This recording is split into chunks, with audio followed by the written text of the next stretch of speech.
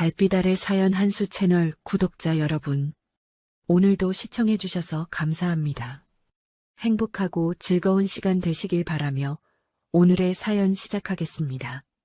초봄의 늦은 오후 서울 도심 한복판의 은행안은 언제나처럼 북적거리고 무심하게 돌아가고 있었습니다. 번호표를 뽑아든 고객들이 플라스틱 의자에 줄지어 앉아있고 창구 너머 직원들은 표정 하나 바꾸지 않은 채 자판을 두드렸습니다. 누군가는 대출 상담을 받고 누군가는 통장 정리를 하고 또 누군가는 그저 멍하니 전광판 숫자가 바뀌기만을 기다렸죠. 바깥에서는 봄볕이 통유리를 타고 흘러들어왔고 은행 내부는 그 온기를 머금은 채 나른하고 평화로운 분위기였습니다. 환풍기가 낮게 돌아가는 소리, 자판 두드리는 소리, 누군가의 기침 소리, 지극히 일상적인 소음들이 켜켜이 쌓여 있었습니다. 아무것도 이상하지 않았고 아무것도 달라 보이지 않았습니다. 그 평온한 풍경이 단 한순간에 산산이 깨졌습니다. 쾅!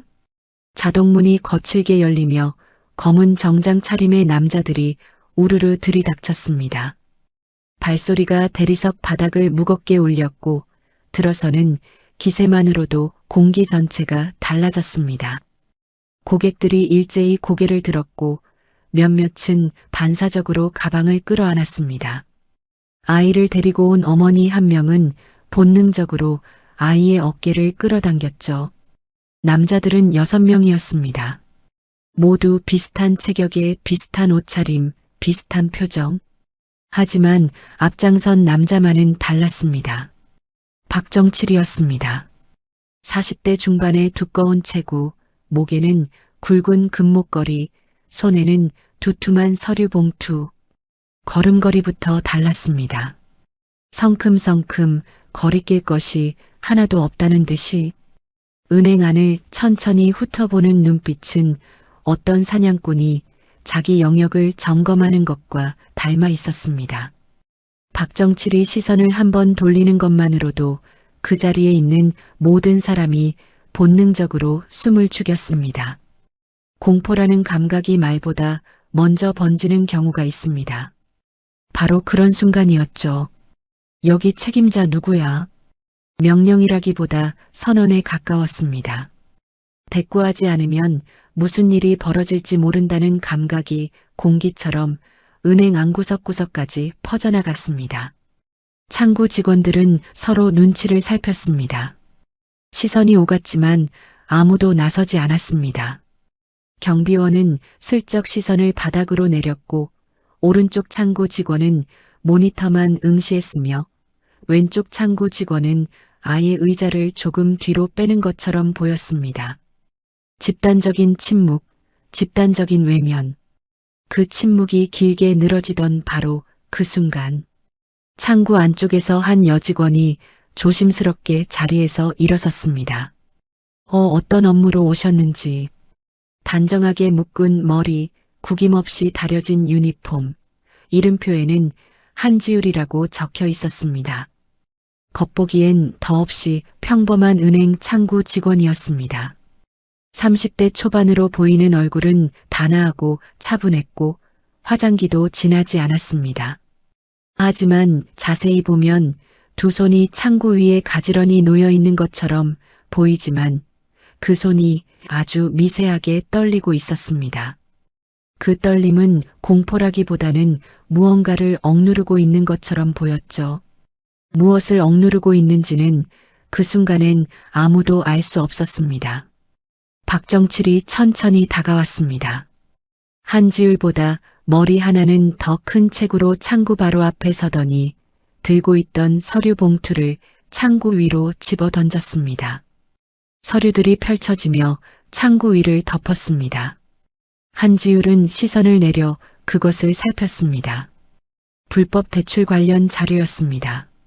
명의를 도용하고 허위 소득을 기재하고 담보 서류를 위조한 흔적이 빼곡히 담긴 내용이었죠. 정상적인 절차로는 단 한 줄도 처리될 수 없는 것들이었습니다. 네가 처리해. 한지율은 잠시 그 서류를 들여다봤습니다. 손끝이 종이 모서리를 천천히 스쳤습니다. 무언가를 확인하듯 또는 무언가를 결정하듯 짧고도 조용한 침묵이 흘렀습니다. 그리고 고개를 들었습니다. 박정칠의 눈을 정면으로 바라봤습니다. 이건 처리해드릴 수 없습니다. 정적이었습니다. 그 말이 은행 앙공기에 스며드는 데는 반 박자도 걸리지 않았습니다. 어디서도 소리가 나지 않았습니다. 자판 두드리는 소리도, 전광판 숫자 바뀌는 소리도, 주변 고객들은 자신도 모르게 숨을 참았고 직원들은 고개를 더 깊이 숙였습니다. 경비원은 그 자리에 못이 박힌 것처럼 움직이지 않았습니다. 박정칠의 얼굴에서 여유가 빠르게 사라졌습니다. 그 자리를 채운 건 냉랭한 분노였죠. 다음 순간 퍽! 서류가 아니었습니다. 손등이 날아들었습니다. 날카롭고 짧은 충격이 한지율의 뺨을 스치며 고개를 옆으로 돌렸습니다. 한지율의 몸이 살짝 흔들렸습니다. 뺨이 붉어졌습니다. 창구 너머에서 직원 한 명이 손을 입에 가져다 댔고 맞은편에 앉아있던 고객 한 명은 눈을 질끈 감았습니다. 아이를 데리고 온 어머니는 아이의 얼굴을 가슴에 묻었습니다. 하지만 아무도 움직이지 않았습니다. 경비원도 직원도 고객도 그저 고개를 숙이거나 시선을 돌렸습니다. 보지 않는 것이 안전하다는 집단적인 선택. 그 공간 안의 모든 사람이 각자의 방식으로 외면을 선택했습니다. 박정칠이 천천히 웃었습니다. 승리를 확인하는 사람의 웃음이었습니다. 여기 다 이래. 말 잘 듣거든. 그리고 창구 너머로 팔을 뻗어 한지율의 멱살을 거칠게 잡아당겼습니다. 유니폼 깃이 구겨지는 소리가 날 것 같았습니다. 한지율의 상체가 창구 쪽으로 끌려왔습니다. 박정칠의 얼굴이 코앞까지 다가왔습니다. 한 번 더 말해봐. 그 순간 한지율의 시선이 흔들렸습니다. 짧게, 아주 짧게 무언가가 빠르게 스쳐 지나가는 것처럼 어린 시절의 기억이었습니다. 비슷한 공기, 비슷한 소리, 비슷하게 당하던 어머니의 뒷모습, 그리고 그 주변을 가득 채웠던 침묵. 아무도 움직이지 않았던 그 자리, 아무도 도와주지 않았던 그날. 어린 한지율은 그 자리에서 이해할 수 없었습니다. 왜 다들 보고만 있는지, 왜 아무도 나서지 않는지. 그 의문이 오랜 세월 동안 가슴 깊은 곳에 자리를 잡고 있었습니다. 숨이 얕아졌습니다. 손이 더 세게 떨렸습니다. 아주 잠깐 한지율은 그날의 아이가 됐습니다. 하지만 다시 고개를 들었습니다. 눈빛이 완전히 바뀌어 있었습니다. 흔들림도 두려움도 그 어떤 망설임도 없었습니다. 대신 그 눈 안에는 오랫동안 단단히 다져진 무언가가 차갑게 빛나고 있었습니다. 손 놓으세요. 낮고 또렷하고 흔들림이 없는 목소리였습니다. 명령도 아니었고 애원도 아니었습니다. 그냥 사실을 전달하는 것 같은 목소리였습니다. 은행 앙공기가 달라졌습니다. 이유를 설명할 수 없지만 그 자리에 있는 누구도 그 말을 가볍게 듣지 못했습니다. 조직원 중 한 명인 윤동혁이 뒤쪽에서 그 광경을 바라보며 자신도 모르게 몸을 굳혔습니다. 이상했어요. 아무리 봐도 이상했습니다. 이 여직원, 뭔가 다르다. 박정칠은 웃었습니다. 멱살을 쥔 손에 오히려 힘을 더 실었습니다. 오랫동안 이 방식으로 살아온 사람의 반응이었습니다. 굽히지 않는 상대를 만나면 더 세게 누르는 것.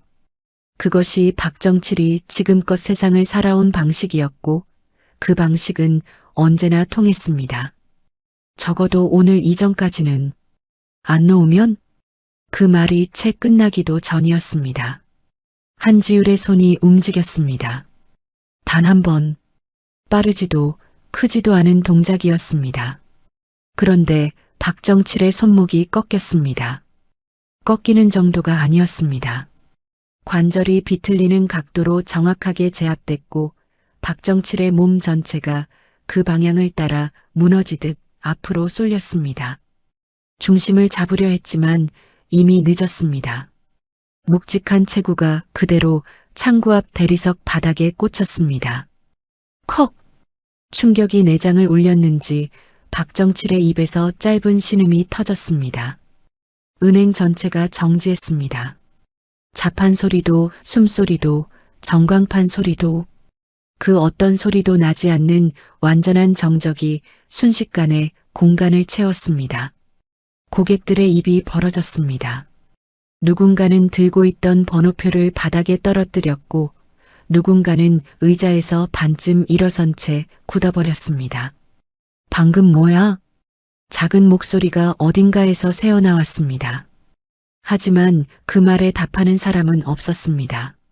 모두가 같은 것을 보고 있었지만 자신이 본 것을 믿지 못하는 얼굴들이었습니다. 박정칠이 분노했습니다. 바닥에 엎어진 채로 주변 조직원들을 향해 소리쳤습니다. 다 붙어.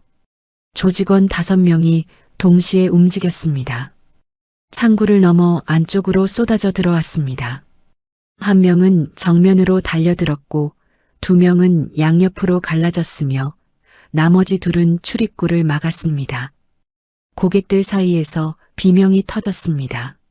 누군가는 엎드렸고 누군가는 출입구 쪽으로 도망치려 했지만 이미 막혀 있었습니다. 그 순간 은행은 전쟁터가 됐습니다. 하지만 이건 싸움이 아니었습니다.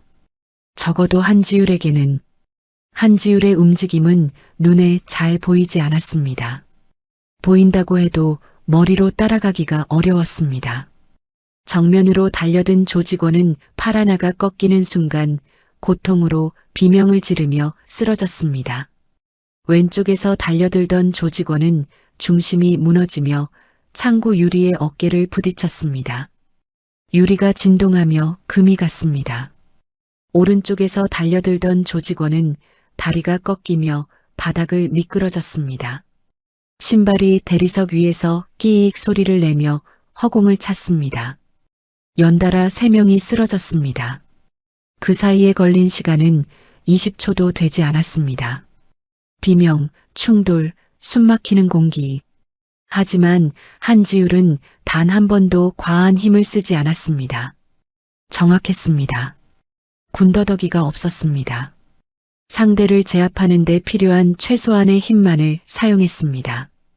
분노도 흥분도 없었습니다. 표정은 처음과 달라진 것이 없었습니다. 그것이 오히려 더 무서웠습니다. 출입구를 막고 있던 조직원 2명이 서로를 바라봤습니다. 들어올 때의 기세는 이미 사라졌습니다. 한 명이 주먹을 쥐었다 폈습니다. 다른 한 명은 천천히 뒷걸음쳤습니다. 윤동혁은 그 광경을 넋을 잃고 바라봤습니다. 손이 떨렸습니다. 조직에 들어온 지 2년 크고 작은 자리에서 폭력적인 장면을 수없이 봐왔습니다. 하지만 이건 달랐습니다. 단순히 강한 것이 아니었습니다. 훈련된 것이었습니다. 체계가 있었습니다. 이 여자가 누구인지, 무엇을 위해 여기 있는 것인지 윤동혁의 머리는 빠르게 답을 찾으려 했지만 아무것도 맞아떨어지지 않았습니다. 이건 사람 아니다. 중얼거리듯 내뱉은 말이었습니다. 옆에 있던 강태성이 그 말을 들었습니다. 강태성은 박정칠의 오른팔 노릇을 해온 사람이었습니다. 숱한 현장에서 위기를 감지하는 감각을 갈고 닦아왔습니다. 그 감각이 지금 이 순간 경보를 울리고 있었습니다. 형님, 큰일 났습니다. 강태성의 목소리에 평소 없던 것이 섞여 있었습니다. 두려움이었습니다. 단 1분이었습니다. 은행 안절반이 쓰러져 있었습니다. 바닥에는 남자들이 신음하며 엎드려 있었고 창구 유리에는 금이 갔으며 대리석 바닥에는 서류가 흩어져 있었습니다. 고객들은 숨도 제대로 쉬지 못한 채 의자 뒤에 몸을 붙이고 있었습니다. 아이를 데리고 온 어머니는 아이의 귀를 막아주고 있었습니다. 눈을 감은 채로 그때 멀리서 낮고 묵직한 소리가 들려왔습니다. 두두두두 헬기 소리였습니다. 한 대가 아니었습니다. 은행 통유리가 미세하게 떨렸습니다. 소리가 가까워질수록 진동도 커졌습니다.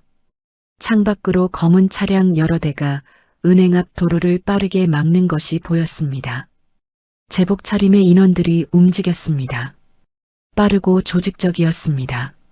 한지율이 유니폼 안쪽에서 휴대폰을 꺼냈습니다. 화면을 2번 두드렸습니다. 통화 연결음도 없었습니다. 바로 연결됐습니다. 현장 확보, 투입하세요. 그 한마디였습니다. 짧고 건조하고 명확했습니다. 통화를 끊고 휴대폰을 집어넣었습니다. 그 동작이 너무도 익숙해 보였습니다. 그 순간 은행 안에 있는 모든 사람이 깨달았습니다. 이건 처음부터 단순한 싸움이 아니었다는 것을, 박정칠이 이 은행에 걸어 들어온 순간부터 이미 무언가가 기다리고 있었다는 것을, 그리고 그 한가운데에 서 있는 사람이 창구 이름표에 한지율이라고 적힌 이 여자라는 것을. 강태성이 이를 악물었습니다. 윤동혁은 더 이상 아무 말도 하지 못했습니다. 바닥에 쓰러진 박정칠은 천천히 고개를 들었습니다. 그 눈에 처음으로 당혹감이 스쳐 지나갔어요. 은행 정문이 열렸습니다. 소리도 없이, 예고도 없이 그냥 열렸습니다. 그리고 들어온 것은 한 명이 아니었습니다. 완전 무장한 특수부대원들이 물 흐르듯 은행 안으로 진입했습니다. 대형을 유지하며 움직이는 방식이 훈련된 정밀함 그 자체였습니다. 각자의 위치를 파악하고 각자의 구역을 나누고 단 한마디 말도 없이 은행 전체를 장악했습니다. 눈짓과 손짓만으로 소통하는 그들의 움직임은 오랜 시간 함께 훈련한 사람들만이 만들어낼 수 있는 것이었습니다. 바닥에 쓰러져 있던 조직원들은 순식간에 제압됐습니다. 저항할 틈도 없었습니다. 출입구를 막고 있던 2명도 마찬가지였습니다. 손목이 묶이고 바닥에 엎드려지고 그것으로 끝이었습니다. 고객들은 그 광경을 멍하니 바라봤습니다. 아무도 소리를 지르지 않았습니다. 아까 비명을 질렀던 사람들조차 지금은 입을 다물고 있었습니다. 압도당한 것인지, 안도한 것인지, 아니면 아직도 상황을 따라가지 못하는 것인지, 아마 셋 다였을 겁니다. 플라스틱 의자에 몸을 붙이고 있던 사람들은 천천히 등을 폈습니다. 아이를 가슴에 묻고 있던 어머니는 조심스럽게 아이의 얼굴을 확인했습니다. 아이는 울지 않았습니다. 그저 크고 동그란 눈으로 은행 안을 바라보고 있었습니다. 특수부대원들이 완전히 배치를 마쳤습니다. 그리고 한지율을 향해 일제히 경례했습니다. 사령관님, 그 한마디가 은행 안을 다시 한번 정지시켰습니다. 방금 전 격투 장면을 보고도 겨우 숨을 고르던 사람들이 이번에는 전혀 다른 종류의 충격으로 굳어버렸습니다. 창구 직원들이 서로를 바라봤습니다. 경비원은 입을 반쯤 벌린 채 움직이지 못했습니다. 한 달 넘게 같은 창구에서 옆자리를 지켰던 직원이 한지율을 바라보며 낮게 중얼거렸습니다. 지율 씨가 사령관? 믿기지 않는다는 표정이었습니다. 당연했습니다. 매일 아침 누구보다 일찍 출근해서 창구를 닫고 점심시간에 혼자 도시락을 먹고 퇴근할 때 조용히 인사를 건네던 사람이었습니다. 특별히 말이 많지도 눈에 띄지도 않았던 사람. 그냥 성실하고 조용한 직원. 그게 모두가 알고 있던 한지율이었습니다. 하지만 지금 눈앞에 서 있는 사람은 달랐습니다. 유니폼은 그대로였습니다. 머리도 그대로였습니다. 하지만 서 있는 방식이 달랐습니다.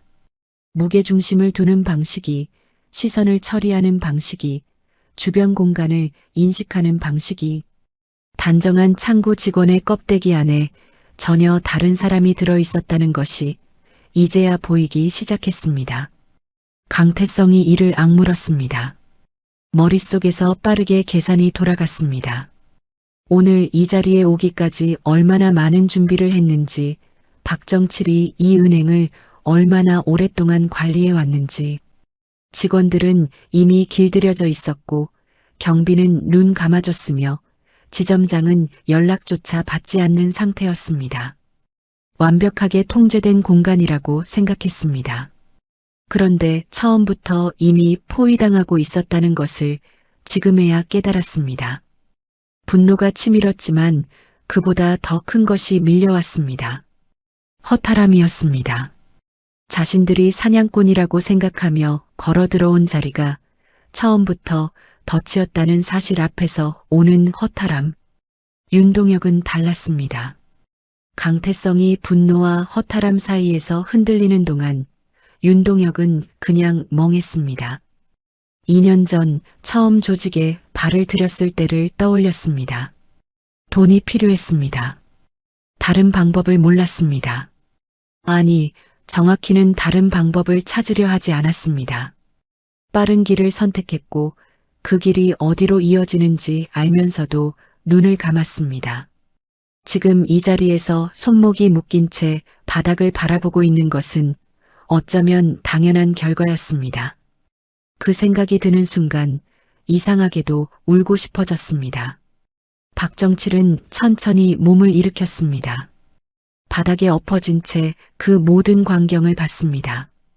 특수부대원들이 들어오는 것도, 경례를 받는 한지율도, 손목이 묶이는 부하들도 일어서면서 무릎에 묻은 먼지를 털었습니다. 그 동작이 아직도 자존심을 붙들고 있으려는 것처럼 보였습니다. 눈은 한지율에게 고정돼 있었습니다. 그때 은행 문이 다시 열렸습니다.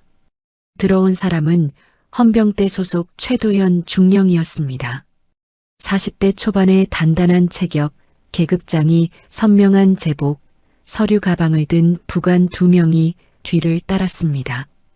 최도현은 은행 안을 한번 훑어보고는 작게 고개를 끄덕였습니다.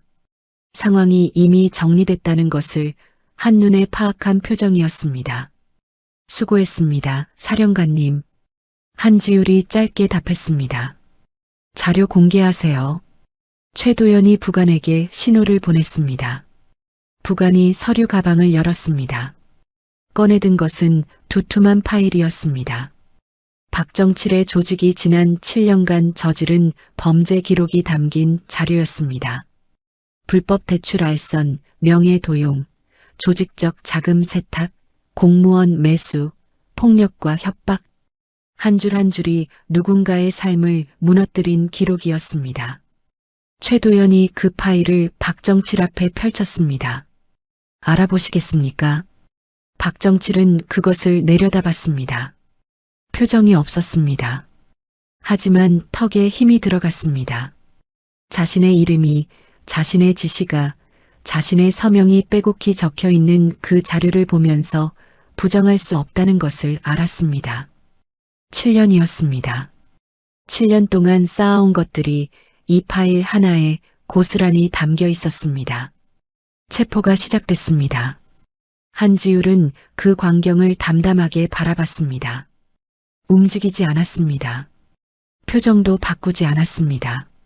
하지만 두 손은 유니폼 소매 안에서 조용히 맞잡혀 있었습니다. 그 손이 아주 미세하게 떨리고 있었습니다. 여기까지입니다. 낮고 조용한 목소리였습니다. 누구에게 하는 말인지 분명하지 않았습니다. 박정칠에게 하는 말일 수도 있었고 이 공간 전체에 하는 말일 수도 있었습니다.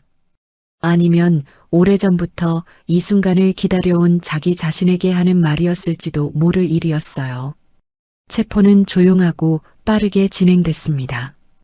특수부대원들이 조직원들의 손목에 수갑을 채웠습니다. 철컥, 철컥.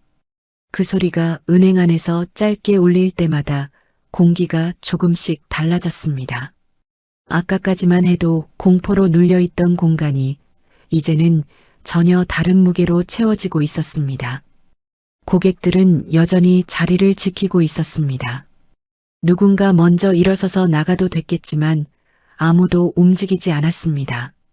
방금 자신들이 목격한 것을 완전히 소화하지 못한 채로 그냥 그 자리에 붙어 있었습니다. 눈앞에서 벌어지는 일이 현실인지 확인하고 싶은 것처럼 최도연 중령이 조직원들의 신원을 하나씩 확인했습니다. 부관이 이름을 불렀고 해당 인원이 끌려 나왔습니다. 군더더기 없이 진행됐습니다. 강태성은 자기 이름이 불렸을 때 천천히 일어섰습니다. 저항하지 않았습니다. 저항할 이유도 저항할 힘도 없었습니다. 수갑이 채워지는 순간 눈을 감았습니다. 오랫동안 눈을 감고 있었습니다. 그 어둠 속에서 무엇을 떠올렸는지는 아무도 알 수 없었습니다. 윤동혁은 달랐습니다. 이름이 불렸을 때 자리에서 일어서긴 했지만 발이 잘 움직이지 않았습니다. 다리에 힘이 빠진 것이 아니었습니다. 걸어가는 방향이 어디인지 알고 있었고 그 끝에 무엇이 기다리는지도 알고 있었기 때문이었습니다. 부대원이 팔을 잡아 이끌었습니다. 윤동혁은 그 손을 뿌리치지 않았습니다. 끌려가면서 은행 안을 한번 둘러봤습니다. 고객들, 직원들, 흩어진 서류들, 금이 간 창구 유리, 그리고 창구 안쪽에 서 있는 한지율. 윤동혁의 시선이 한지율에게서 잠시 머물렀습니다. 한지율은 그 시선을 받았습니다. 피하지 않았습니다. 윤동혁은 무언가를 말하려다가 입을 다물었습니다. 그리고 고개를 숙인 채 걸어나갔습니다. 박정칠은 마지막이었습니다. 최도연이 직접 앞에 섰습니다. 박정칠은 꼿꼿하게 서 있었습니다. 수갑을 채우려는 부관의 손을 흘깃 내려다봤습니다. 그리고 천천히 두 손을 앞으로 내밀었습니다. 스스로 굴복하는 것이 아니라 마지막 자존심을 지키는 방식으로 철컥 소리가 났습니다.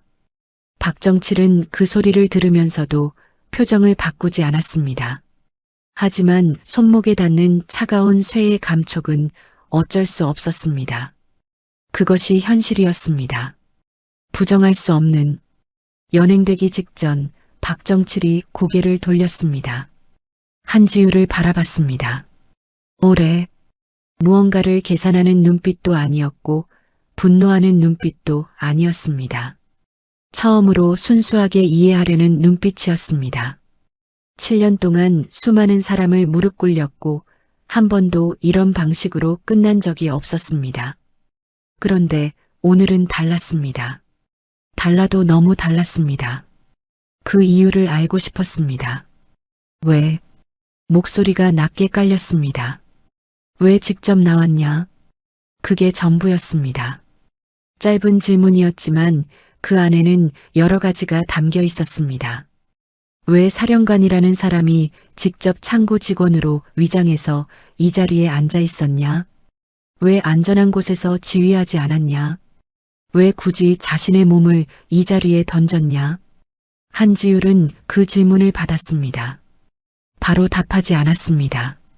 잠시 눈을 내렸습니다. 짧은 침묵이었지만 그 안에 많은 것이 지나갔습니다. 오래된 기억들이었습니다. 어린 시절의 냄새, 소리, 감촉. 어머니가 당하던 그 자리에서 아무것도 할 수 없었던 작은 몸. 그리고 그 주변을 가득 채웠던 어른들의 침묵. 그 침묵이 얼마나 무거웠는지, 얼마나 오래 가슴을 눌렀는지. 그것을 알기 때문에 한지율은 이 길을 선택했고 그것을 알기 때문에 오늘 이 자리에 직접 섰습니다. 그날 아무도 안 도와줬습니다. 그게 전부였습니다. 설명도 변명도 덧붙임도 없었습니다. 하지만 그 한 문장이 담고 있는 무게는 짧다고 해서 가볍지 않았습니다. 박정칠은 그 말을 들었습니다. 무슨 뜻인지 정확히는 알 수 없었지만 무언가가 가슴에 박히는 감각은 느꼈습니다. 오랫동안 잊고 지낸 감각이었습니다. 수십 년 전 자신도 누군가의 앞에서 무릎을 꿇었던 날이 있었습니다. 그날 아무도 도와주지 않았습니다. 그래서 강해져야 한다고 생각했습니다. 강해지는 방법을 잘못 선택했다는 것을 지금 이 자리에서야 희미하게 느꼈습니다. 부대원이 박정칠의 팔을 잡아 이끌었습니다. 박정칠은 더 이상 뒤를 돌아보지 않았습니다. 걸어나갔습니다. 자동문이 열리고 닫혔습니다. 봄볕이 잠깐 안으로 흘러들어왔다가 사라졌습니다. 은행 안에 남은 것은 고객들과 직원들, 그리고 한지율이었습니다. 최도연이 다가왔습니다. 현장 정리 완료됩니다. 사령관님은 철수하시겠습니까? 한지율은 바로 답하지 않았습니다. 은행 안을 천천히 둘러봤습니다. 흩어진 서류들, 금이 간 유리, 뒤집어진 의자, 바닥에 남은 발자국들, 그리고 그 모든 것 사이에서 아직 자리를 지키고 있는 사람들. 창구 직원들은 눈물이 맺힌 얼굴로 한지율을 바라보고 있었습니다. 고객들도 마찬가지였습니다. 아이를 데리고 온 어머니는 아이의 손을 꼭 잡은 채 한지율을 바라봤습니다. 감사하다는 말을 하고 싶은데 어떻게 꺼내야 할지 모르는 얼굴들이었습니다. 한지율이 최도연을 향해 말했습니다. 잠깐요. 그리고 창구 문을 열고 밖으로 나왔습니다. 유니폼 차림 그대로였습니다. 사령관이 아니라 그냥 한지율로서 고객들 쪽으로 천천히 걸어갔습니다. 아이를 데리고 온 어머니 앞에 멈췄습니다. 무릎을 살짝 굽혀 아이와 눈높이를 맞췄습니다. 아이가 한지율을 바라봤습니다. 겁먹은 눈이었지만 그 안에 호기심도 있었습니다. 한지율이 조용히 말했습니다. 많이 놀랐지? 이제 괜찮아. 아이가 천천히 고개를 끄덕였습니다. 그 모습을 바라보던 창구 직원 한 명이 결국 울음을 터뜨렸습니다. 소리를 참으려 했지만 어깨가 먼저 흔들렸습니다. 옆에 있던 직원이 그 어깨를 감쌌습니다. 그것을 신호로 여기저기서 숨을 참았던 감정들이 터져나왔습니다.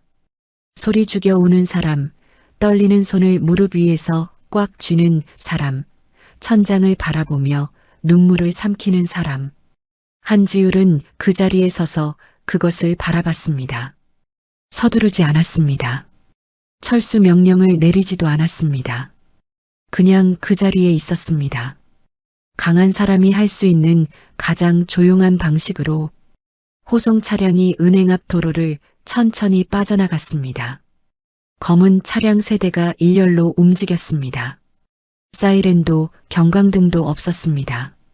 조용했습니다. 오히려 그 조용함이 더 무거웠습니다. 요란하게 끌려가는 것이 아니라 그냥 사라지는 것처럼 보였습니다. 박정칠이 탄 차량이 모퉁이를 돌아 시야에서 사라졌습니다. 봄볕은 여전히 도로 위에 내려앉아 있었고 지나가는 행인들은 차량이 사라진 자리를 잠깐 바라보다가 각자의 걸음을 이어갔습니다. 세상은 아무 일도 없었다는 듯이 돌아갔습니다. 하지만 차량 안은 달랐습니다. 박정칠은 뒷좌석에 앉아 창밖을 바라봤습니다. 손목의 수갑이 무릎 위에 놓여 있었습니다. 차가웠습니다. 도심의 풍경이 창밖으로 흘러갔습니다. 익숙한 거리였습니다. 7년 동안 수없이 오간 길이었습니다. 저 골목 안에 자신이 운영하던 사무실이 있었고 저 건물 2층에 자신이 관리하던 사람이 있었으며 저 식당에서 수십 번의 거래를 성사시켰습니다. 그 모든 것이 창밖으로 스쳐 지나갔습니다. 손에 넣은 것들, 무릎 꿇린 것들, 쌓아 올린 것들. 지금 이 순간 그것들이 얼마나 허망하게 느껴지는지를 박정칠은 인정하고 싶지 않았습니다. 하지만 인정하지 않는다고 해서 그 감각이 사라지지는 않았습니다. 한지율의 마지막 말이 머릿속에서 떠나지 않았습니다. 그날 아무도 안 도와줬습니다. 박정칠은 오랫동안 그 말을 씹었습니다. 무슨 날인지, 어떤 상황이었는지, 그 말이 어디서 온 것인지 정확히는 알 수 없었습니다. 하지만 그 말이 담고 있는 감각은 알았습니다. 아는 척하고 싶지 않았지만 알았습니다. 수십 년 전 자신도 그런 날이 있었습니다. 아무도 없던 날, 아무도 오지 않던 날, 그날 박정칠이 내린 결론은 단순했습니다. 강해져야 한다. 아무도 건드리지 못하도록. 그래서 강해졌습니다.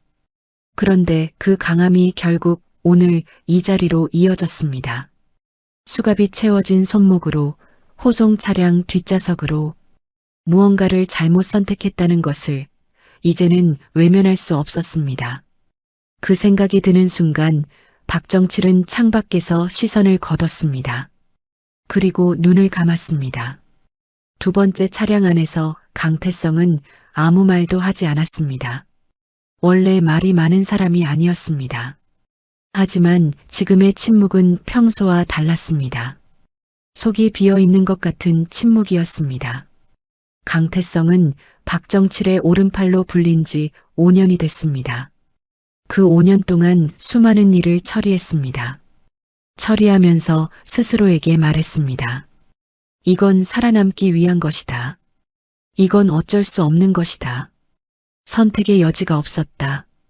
그 말들이 지금도 머릿속에 있었습니다. 하지만 오늘 은행 안에서 본 것들이 그 말들을 하나씩 흔들었습니다. 창구 직원들이 고개를 숙이던 모습, 고객들이 숨을 참던 모습, 아이를 가슴에 묻던 어머니의 모습, 그 사람들이 그 자리에 있었던 건 자신들 때문이었습니다.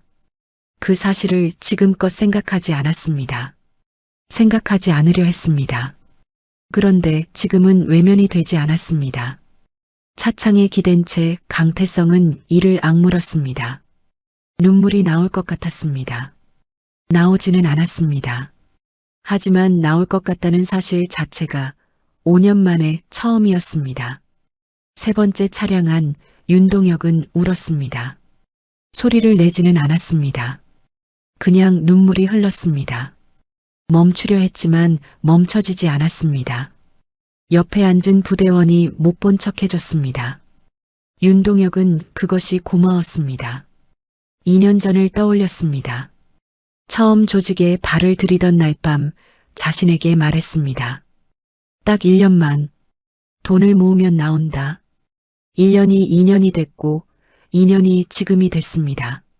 나오려 했던 순간이 없었던 건 아니었습니다. 있었습니다. 몇 번이나 있었습니다. 하지만 그때마다 더 깊이 들어갔습니다. 무서웠기 때문이었습니다. 나갔을 때 뒤따라올 것들이. 그런데 지금은 다른 종류의 무서움이 있었습니다. 이대로 계속 살아가는 것에 대한 무서움이었습니다. 어느 쪽이 더 무서운지 윤동혁은 아직 몰랐습니다. 하지만 적어도 그 질문을 처음으로 스스로에게 던졌습니다. 그것만으로도 오늘은 2년 중에 가장 긴 날이었습니다. 은행 앞 도로에서 마지막 차량이 사라진 뒤 한동안 아무것도 없었습니다. 특수부대원들이 철수 준비를 했습니다. 장비를 점검하고 인원을 확인하고 차량을 정렬했습니다. 최도연이 한지율 곁으로 왔습니다. 총 6명 신병 확보, 자료 압수 완료입니다. 사령관님, 한지율이 고개를 끄덕였습니다. 수고했습니다. 짧은 말이었지만 진심이 담겨 있었습니다. 최도연은 그것을 알았습니다. 이 작전을 준비하는데 3개월이 걸렸습니다. 한지율이 직접 창구 직원으로 위장 취업한 것도 그 3개월의 일부였습니다. 매일 출근하고 창구를 닫고 점심을 먹고 퇴근했습니다. 그러면서 내부 구조를 파악하고 조직의 움직임을 추적하고 오늘 이 순간을 준비했습니다. 그 시간 동안 한지율이 어떤 감각으로 그 자리를 지켰는지 최도연은 짐작할 수 있었습니다. 쉽지 않았을 겁니다. 단순히 몸이 힘든 것이 아니라 마음이 힘든 종류의 시간이었을 겁니다. 사령관님도 수고하셨습니다. 한지율이 작게 웃었습니다. 오늘 처음 짓는 웃음이었습니다. 봄볕이 은행 유리창을 타고 흘렀습니다. 안에서는 직원들이 흩어진 서류를 천천히 정리하기 시작했습니다. 뒤집어진 의자를 세우고 창구 위를 닫고 각자의 자리로 돌아갔습니다. 아직 손이 떨리는 사람도 있었습니다. 하지만 움직이고 있었습니다. 그것으로 충분했습니다. 멈춰 있지 않다는 것, 그것이 지금 이 자리에서 할 수 있는 가장 용감한 일이었어요. 은행 안이 조금씩 숨을 되찾기 시작했습니다. 흩어진 서류들이 모아지고 뒤집어진 의자가 제자리를 찾고 창구 위에 묻은 먼지가 닦였습니다. 직원들은 각자의 자리로 돌아갔습니다. 손이 떨리는 사람도 있었고 아직 눈가가 붉은 사람도 있었습니다. 하지만 움직였습니다. 그것이 중요했습니다. 특수부대원들은 은행 바깥으로 물러났고 최도연은 정문 쪽에서 철수 절차를 진행했습니다. 은행 안은 조금 전까지와는 다른 종류의 고요함으로 채워지고 있었습니다. 폭풍이 지나간 뒤의 고요함이었습니다. 아무것도 없는 것이 아니라 많은 것이 지나간 뒤에 남는 종류의 것. 한지율은 창구 안쪽에 혼자 서 있었습니다. 유니폼 소매를 천천히 내렸습니다. 손목 안쪽에 옅은 붉은 자국이 있었습니다. 박정칠에게 멱살을 잡혔을 때 창구 모서리에 긁힌 것이었습니다. 깊지 않았습니다. 신경 쓸 정도도 아니었습니다. 하지만 손끝으로 그 자리를 가볍게 짚었습니다. 아프다는 것을 확인하는 것이 아니라 그냥 그 자리가 거기 있다는 것을 확인하는 것처럼 오늘 이 자리에 자신이 실제로 있었다는 것을 3개월의 시간이 실제로 존재했다는 것을 그때 발소리가 들렸습니다. 조심스럽고 작은 발소리였습니다. 한지율이 고개를 들었습니다. 창구 바깥쪽에 직원 2명이 서 있었습니다. 한 명은 한지율과 같은 창구에서 일하던 이수진이었습니다. 30대 초반, 입사한 지 4년 된 직원이었습니다. 다른 한 명은 대출 상담 창구를 담당하는 김영준이었습니다. 40대 초반, 조용하고 성실한 직원으로 알려진 사람이었습니다. 두 사람 모두 눈가가 붉었습니다. 이수진은 입술을 꽉 깨물고 있었고 김영준은 두 손을 앞에 모은 채 시선을 바닥에 두고 있었습니다. 이수진이 먼저 입을 열었습니다. 지율 씨 아니 사령관님. 말을 시작했지만 이어지지 않았습니다. 목이 막혔습니다. 몇 번 숨을 고르더니 다시 시도했습니다. 저희를 살려주셔서 감사합니다. 그 말이 끝나기도 전에 이수진의 눈에서 눈물이 흘렀습니다. 참으려 했지만 참아지지 않았습니다. 손으로 입을 막았습니다. 어깨가 흔들렸습니다. 김영준도 고개를 들지 못했습니다. 턱에 힘이 들어가 있었습니다. 울지 않으려는 사람이 울지 않으려 애쓰는 얼굴이었습니다. 한지율은 그 두 사람을 바라봤습니다. 창구 문을 열고 나왔습니다. 이수진 앞에 섰습니다. 잠시 그대로 있었습니다. 그리고 천천히 손을 들어 이수진의 떨리는 손을 잡았습니다. 꽉 쥐지 않았습니다. 그냥 감쌌습니다. 따뜻하게. 이수진이 고개를 들었습니다. 한지율의 얼굴을 봤습니다. 사령관의 얼굴이 아니었습니다. 그냥 한지율이었습니다. 3개월 동안 옆자리에서 도시락을 먹고 퇴근길에 엘리베이터를 함께 탔던 그 사람이었습니다. 수고했어요. 한지율이 말했습니다. 이수진이 결국 소리내어 울었습니다. 작고 짧은 울음이었지만 오늘 하루 동안 억눌렸던 것들이 그 안에 다 담겨 있었습니다. 공포, 안도, 감사, 그리고 설명할 수 없는 무언가. 이수진은 한참 울다가 손으로 눈물을 닦았습니다. 그리고 작게 웃었습니다. 엉망인 얼굴로 짓는 웃음이었지만 진심이 담긴 웃음이었습니다. 김영준이 천천히 고개를 들었습니다. 저는 부끄럽습니다. 낮고 무거운 목소리였습니다. 한지율이 시선을 옮겼습니다. 김영준이 말을 이었습니다. 박 씨가 처음 왔을 때부터 알고 있었습니다. 뭔가 이상하다는 걸. 서류도 이상했고 요구도 이상했고 근데 저는 그냥 모른 척 했습니다. 무서워서요. 제 가족 생각이 먼저 났고 그래서 그냥 눈을 감았습니다. 김영준의 목소리가 흔들렸습니다. 사령관님이 나서지 않으셨으면 저는 계속 눈을 감고 있었을 겁니다. 한지율은 그 말을 들으며 바로 답하지 않았습니다. 김영준을 바라봤습니다. 부끄러움과 후회가 뒤섞인 얼굴이었습니다. 자신을 용서받고 싶은 것인지 아니면 그냥 솔직하게 말하고 싶었던 것인지 한지율은 그 마음을 오래 바라봤습니다. 눈을 감는 건 나쁜 게 아닙니다.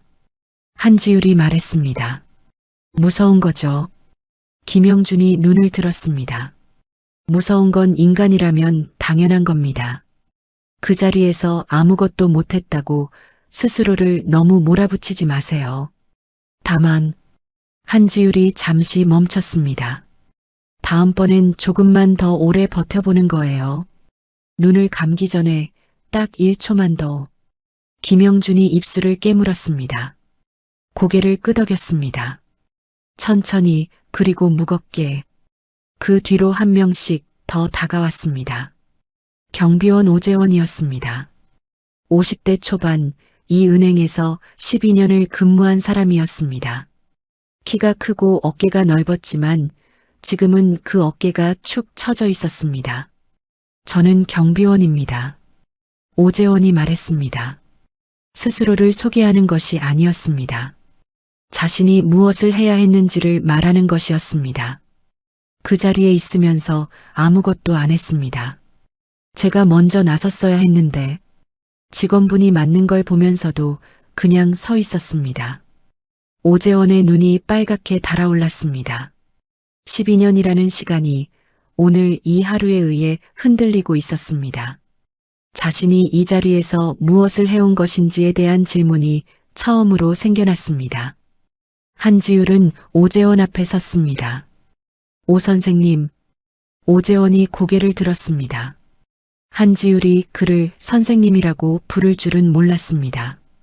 오늘 이 자리에 있었다는 것만으로 충분합니다. 도망가지 않았잖아요. 오재원이 굳은 얼굴로 한지율을 바라봤습니다. 그 말이 위로인지 사실인지 구분이 되지 않았습니다. 하지만 가슴 어딘가에 닿았습니다. 오래된 자리에 닿는 것처럼 한지율은 그 자리에 서서 한 사람 한 사람을 바라봤습니다. 서두르지 않았습니다. 각자의 감정이 충분히 흐를 수 있도록 그 곁에 있었습니다. 강한 사람이 할 수 있는 가장 조용하고 깊은 방식이었습니다. 힘으로 지키는 것이 아니라 그냥 곁에 있는 것으로 지키는 방식. 어쩌면 한지율이 이 길을 선택한 이유가 바로 이것이었는지도 몰랐습니다.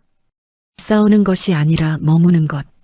아무도 머물지 않았던 그 자리에 누군가는 머물러야 한다는 것. 오후에 햇살이 조금씩 기울기 시작했습니다. 은행 통유리를 타고 들어오던 봄볕이 바닥에 길게 그림자를 드리웠습니다. 시간이 흘렀다는 증거였습니다. 1시간 전까지만 해도 이 공간은 전혀 다른 곳이었습니다. 공포가 공기처럼 깔려 있었고 아무도 움직이지 못했으며 모두가 고개를 숙이고 있었습니다. 지금은 달랐습니다. 완전히 달라진 것은 아니었습니다. 아직 손이 떨리는 사람이 있었고 아직 눈가가 붉은 사람이 있었으며 아직 자리에 앉지 못하고 서성이는 사람도 있었습니다. 하지만 분명히 달랐습니다. 숨을 쉬고 있었습니다. 각자의 방식으로, 각자의 속도로 고객들이 한 명씩 자리에서 일어나기 시작했습니다. 처음 일어선 사람은 아이를 데리고 온 어머니였습니다. 아이의 손을 꼭 잡고 한지율에게 다가왔습니다. 말을 하려다가 입이 열리지 않았습니다. 대신 깊게 고개를 숙였습니다. 오래 숙이고 있었습니다. 아이도 어머니를 따라 고개를 숙였습니다. 어머니가 고개를 들었을 때 눈가에 눈물이 맺혀 있었습니다. 흘러내리기 직전이었습니다. 고맙습니다. 그 두 글자였습니다. 더 이상의 말은 없었습니다. 하지만 그 두 글자 안에 담긴 것이 얼마나 많은지 한지율은 알았습니다. 한지율이 아이를 내려다봤습니다. 아이가 올려다봤습니다. 크고 맑은 눈이었습니다. 한지율이 아이에게 작게 웃어 보였습니다. 아이가 잠시 멈칫하다가 따라 웃었습니다. 수줍고 작은 웃음이었지만 그 웃음이 주변 공기를 조금 부드럽게 만들었습니다. 어머니와 아이가 출입구 쪽으로 걸어갔습니다. 그것이 시작이었습니다. 한 명이 일어서자 다른 사람들도 하나씩 움직이기 시작했습니다. 번호표를 손에 쥔 채 굳어있던 노인이 천천히 자리에서 일어났습니다. 70대로 보이는 분이었습니다. 지팡이를 짚으며 한지율 쪽으로 걸어왔습니다. 한지율이 먼저 한 발 다가갔습니다. 괜찮으세요? 노인이 고개를 끄덕였습니다. 하지만 바로 가지 않았습니다. 한지율의 얼굴을 천천히 올려다봤습니다. 주름진 눈에 무언가가 담겨 있었습니다. 젊은 사람이 대단하네. 낮고 느린 목소리였습니다. 칭찬이라기보다 사실을 확인하는 말투였습니다. 나 같은 늙은이도 오늘은 부끄러웠어. 저 여직원이 맞는 걸 보면서 아무것도 못했으니까. 한지율이 노인을 바라봤습니다. 어르신, 여기 계속 자리를 지키셨잖아요. 도망가지 않으셨고요. 노인이 잠시 한지율을 바라보다가 천천히 고개를 끄덕였습니다. 그리고 돌아서서 출입구 쪽으로 걸어갔습니다. 지팡이 소리가 대리석 바닥에서 조용히 울렸습니다. 한지율은 노인이 문을 나설 때까지 바라봤습니다. 그 뒤로 고객들이 하나씩 나갔습니다. 어떤 사람은 말없이 고개만 숙이고 나갔고 어떤 사람은 짧게 감사 인사를 전했습니다. 어떤 사람은 한지율의 손을 잡았다가 놓고 나갔습니다. 제각각이었지만 모두 같은 감정을 품고 있었습니다. 오늘 이 자리에서 자신이 어떤 사람이었는지를 알게 된 사람들의 감정이었습니다. 그것이 부끄러움이든 안도든 감사든 무언가를 느꼈다는 것 자체가 1시간 전에 그 자리에서 고개를 숙이고 있던 것과는 달랐습니다. 마지막으로 남은 고객이 한 명 있었습니다. 40대 초반의 남성이었습니다. 정장 차림이었고 서류 가방을 들고 있었습니다. 대출 상담을 받으러 왔다가 이 상황에 휘말린 것 같았습니다. 다른 사람들이 다 나간 뒤에도 자리에 앉아 있었습니다. 한지율이 다가갔습니다. 가시면 됩니다. 남성이 고개를 들었습니다. 눈이 충혈돼 있었습니다. 울었던 흔적이었습니다. 저 사실 박정칠 씨한테 돈을 빌린 적이 있습니다. 뜬금없는 고백이었습니다. 한지율이 자리에 앉았습니다. 남성 맞은편에 사업이 어려웠고 은행 대출이 안 돼서요. 지인 소개로 연결이 됐는데 나중에 알고 보니 그쪽 사람이었습니다. 이자가 올라가면서 협박도 받았고요. 오늘 여기 온 건 그 사람한테 다시 연락이 와서 어떻게든 해보려고. 남성의 목소리가 떨렸습니다. 근데 오늘 이렇게 되고 나니까 이제 어떻게 해야 할지 모르겠습니다. 한지율은 그 말을 끝까지 들었습니다. 중간에 끊지 않았습니다. 남성이 말을 마쳤을 때 잠시 침묵이 흘렀습니다. 이름이 어떻게 되세요? 박민재입니다. 박민재 씨, 오늘 여기서 하신 말씀 기억하고 있겠습니다. 정식으로 피해 신고 접수하시면 저희 쪽에서 도울 수 있는 부분이 있습니다. 혼자 안고 있지 않아도 됩니다. 박민재가 한지율을 바라봤습니다. 오랫동안 바라봤습니다. 무언가를 결정하는 얼굴이었습니다. 그리고 천천히 고개를 끄덕였습니다. 감사합니다. 박민재가 자리에서 일어났습니다. 서류 가방을 들고 출입구 쪽으로 걸어갔습니다. 문이 열리고 닫혔습니다. 봄볕이 짧게 들어왔다가 사라졌습니다. 은행 안에 남은 것은 직원들과 한지율 뿐이었습니다. 이수진이 한지율 곁으로 다가왔습니다. 아까처럼 울지는 않았습니다. 눈가만 아직 붉었습니다. 지율 씨, 3개월 동안 몰랐어요. 전혀. 한지율이 작게 웃었습니다. 모르셔야 했으니까요. 이수진이 그 말을 듣고 잠시 생각에 잠겼습니다. 그리고 말했습니다. 근데 도시락은 진짜였죠? 매일 싸우셨잖아요. 한지율이 피식 웃었습니다. 그건 진짜였습니다. 이수진이 따라 웃었습니다. 작고 따뜻한 웃음이었습니다. 은행 안 공기가 그 웃음소리를 타고 조금 더 부드러워졌습니다. 긴장이 완전히 풀린 것은 아니었습니다. 하지만 무언가가 녹기 시작하는 것 같았습니다. 오늘 하루 동안 단단하게 얼어붙었던 것들이. 김영준이 창고 쪽에서 걸어왔습니다. 손에 종이컵을 들고 있었습니다. 따뜻한 커피였습니다. 드세요.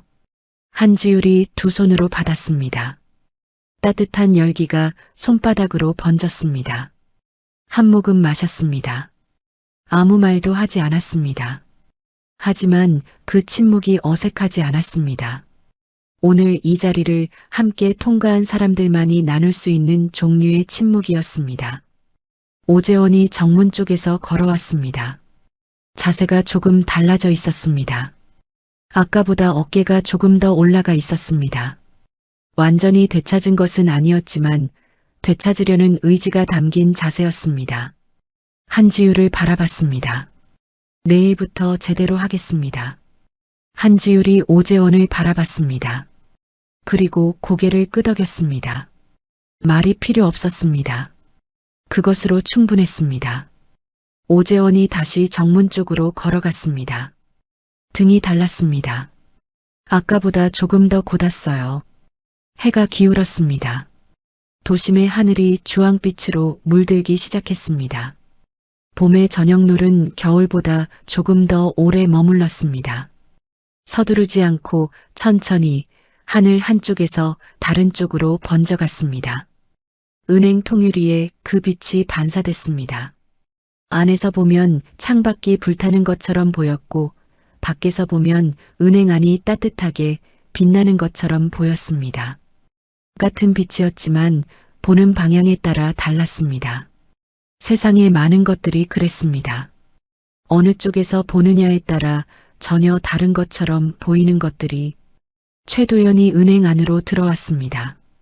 철수 준비가 완료됐다는 보고를 하기 위해서였습니다. 한지율을 찾았습니다. 창구 안쪽에 있을 거라 생각했는데 보이지 않았습니다. 직원들에게 물으려다가 시선이 한쪽으로 향했습니다. 은행 한편 구석, 플라스틱 의자가 늘어선 대기석이었습니다. 한지율이 거기 앉아 있었습니다. 유니폼 차림 그대로 종이컵을 두 손에 감싼 채 시선은 창밖을 향하고 있었습니다. 저물어가는 하늘을 바라보고 있었습니다. 최도연은 잠시 멈췄습니다. 그 모습이 낯설었습니다.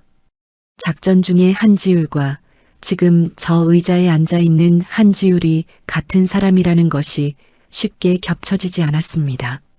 최도연은 조용히 다가가 옆자리에 앉았습니다. 한지율이 시선을 돌렸습니다. 최도연을 보고 작게 고개를 끄덕였습니다. 다 됐습니까? 예. 전원 철수 대기 중입니다. 한지율이 다시 창밖으로 시선을 돌렸습니다. 종이컵 안의 커피는 이미 식어 있었습니다. 하지만 손을 떼지 않았습니다. 그 온기가 완전히 사라지기 전까지는 3개월이었네요. 혼잣말처럼 나온 말이었습니다. 최도연이 답하지 않았습니다. 답이 필요한 말이 아니라는 것을 알았습니다. 한지율이 이어갔습니다. 처음 이 자리에 앉았을 때 이상하게 익숙했습니다. 창구 너머로 사람들을 보고 번호표 순서대로 부르고 서류를 받고 그게 이상하게 낯설지 않았습니다. 최도연이 한지우를 바라봤습니다. 어릴 때 어머니가 은행에서 일하셨습니다. 자주 따라갔었죠. 창구 저쪽에서 어머니가 일하는 걸 보면서 여기 앉아 기다렸습니다. 이 의자랑 비슷한 의자에 한지율의 목소리가 낮아졌습니다. 낮아지되 흔들리지 않았습니다. 오랫동안 다독여온 기억을 꺼내는 사람의 목소리였습니다. 어머니가 당하던 날도 은행이었습니다. 어머니 직장은 아니었고 퇴근길에 들른 곳이었습니다. 저도 같이 있었고요. 어머니 나이가 그때 32이었습니다. 저는 8살이었고 최도연이 숨을 조용히 들이켰습니다. 비슷한 상황이었습니다. 누군가가 들이닥쳤고 어머니가 나섰고 맞았습니다. 그 자리에 사람이 꽤 있었는데 아무도 움직이지 않았습니다. 저도 움직이지 못했고요. 8살이었으니까. 근데 그 자리에서 이해가 안 됐습니다. 어른들은 왜 안 움직이는 거지? 왜 다들 보고만 있지? 한지율이 종이컵을 내려놓았습니다. 그 의문이 사라진 적이 없었습니다. 어른이 되고 나서야 조금씩 이해했습니다. 무섭다는 것을, 가족이 있다는 것을, 잃을 것이 있는 사람은 쉽게 나서지 못한다는 것을 이해는 했습니다. 하지만 이해하는 것과 납득하는 것은 다르더라고요. 창밖의 하늘이 더 깊은 주황빛으로 물들었습니다. 도로 위로 퇴근길 차량들이 늘어서기 시작했습니다.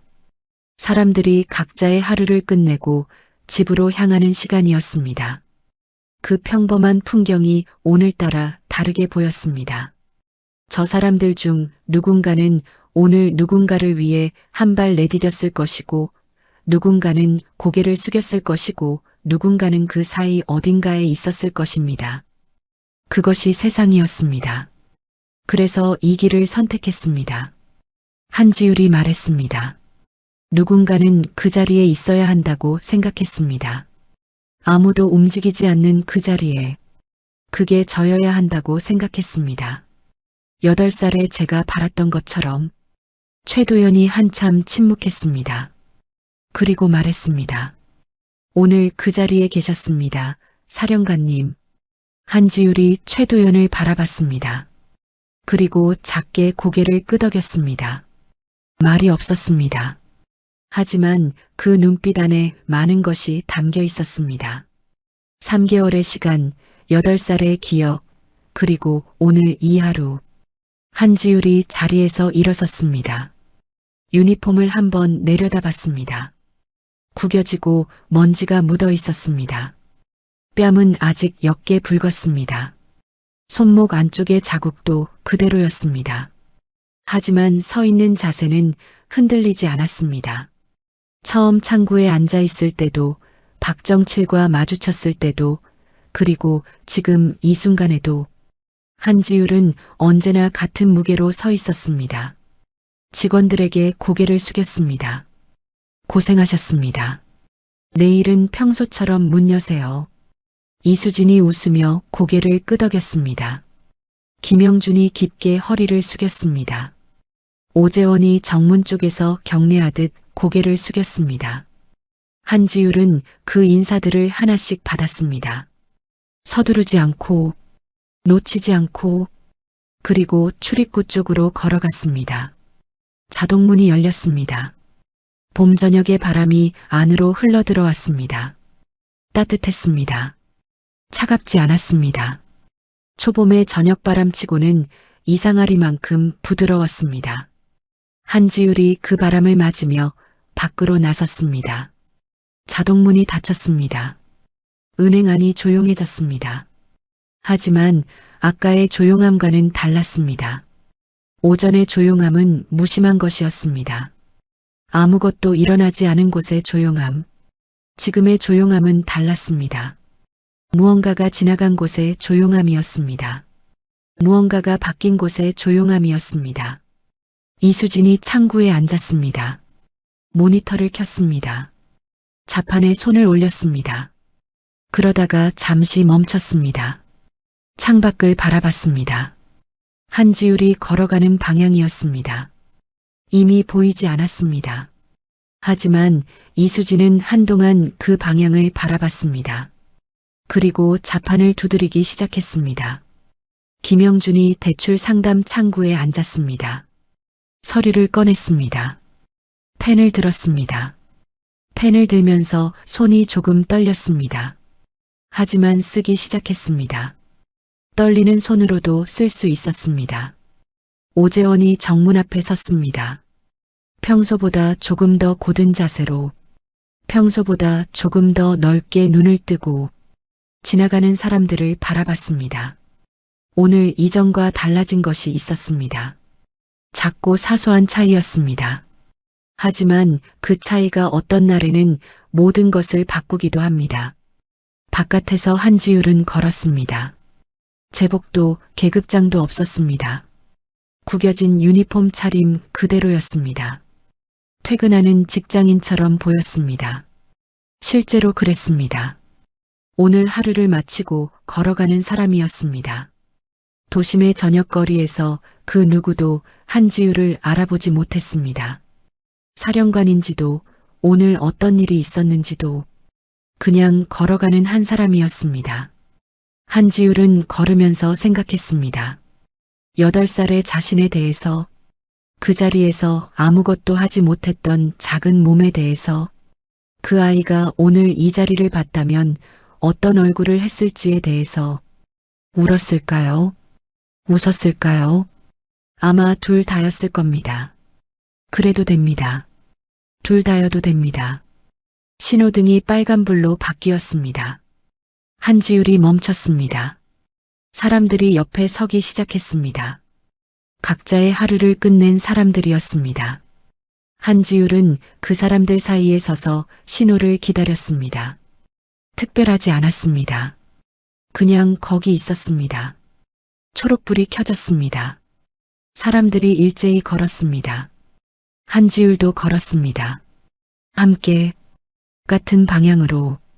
그날 이후 은행은 다시 평온해졌습니다.